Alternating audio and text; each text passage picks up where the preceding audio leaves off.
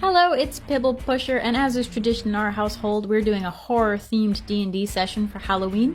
We've chosen to go with a graveyard theme for some ghasts and ghouls, so today I'll be showing you how I made my mausoleum. I started by cutting out the basic wall shapes, and then texturing them with a ballpoint pen to make it cracked brick and nice and weathered. We textured the brick with balled up tin foil, as always, to get our excellent stone effects, and then used a hot glue gun to put all the pieces together into a nice cube. Be sure to line your walls up the same way on both sides so they're nice and squared off. Then it was time to make some accents and decorations. I went with window frames. I cut windows in so I could get lights going inside, doors, a door arch to add some depth, and a family crest diamond to go over top of the doors.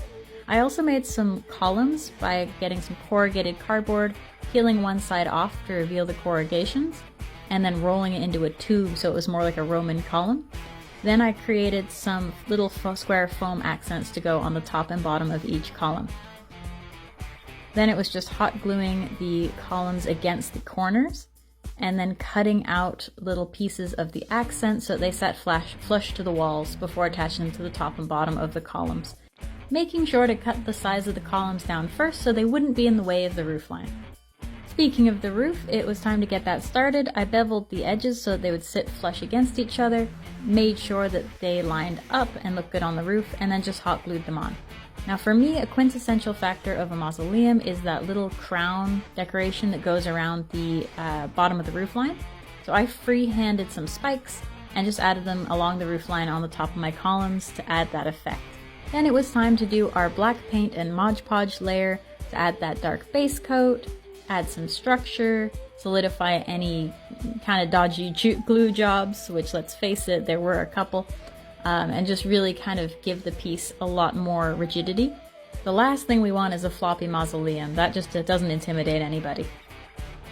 For our base coats, I went with a dark gray for the stonework, a dark red for the roof, brown for the door, and then I kept the window frames and the columns just a dark black to help give it a more ominous vibe.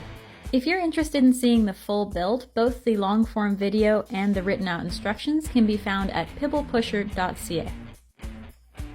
Now for the final step, I really wanted to put lights in my build. I wanted them to shine out through the windows in an eerie glow, but I didn't want you to be able to see them. So I actually got white glue, rimmed my window holes, and just put a little bit of tissue paper over them so that the light would come through, but it wouldn't be like naked, you couldn't see in. And here you have the final product with a red LED inside to glow through the walls. If I turned the light down, the whole thing sort of lit up like a Christmas tree, but as long as the lights are reasonably high, it actually looks really good and eerie. I have a bunch of different colors of LED too, so I can kind of adapt this to suit my needs. And in case you're curious, here's the Christmas tree version. It's still eerie, for sure. It's got more of a magical glow, which is nice. I did think it looked maybe a little less spooky than I was going for, but let me know what you think in the comments. Do you like it with the light shining through the walls or just through the windows and door? Let me know.